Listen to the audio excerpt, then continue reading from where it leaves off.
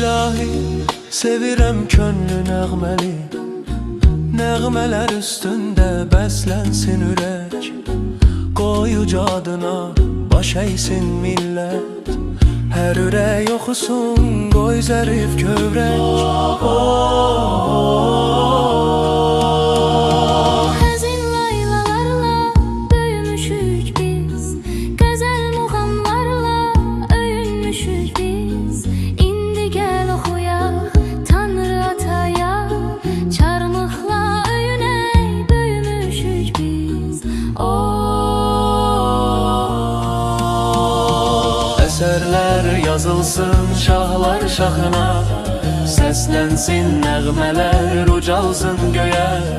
Heyratı çalınsın Rəbb ilahiyə, Tanrıya şükranlar gözəl rahiyə.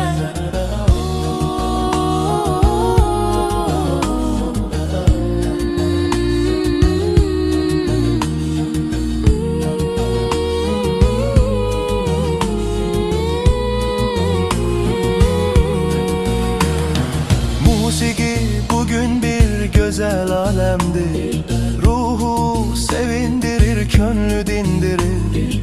Halkıma Allah'tan muğam müjdedir, qələbə libası bize giyindirir.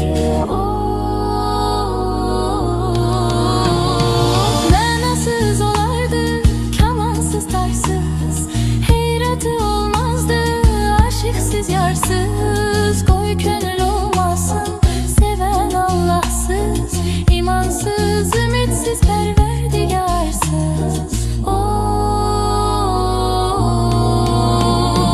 Əsərlər yazılsın şahlar şahına, səslənsin nəğmələr ucalsın göyə.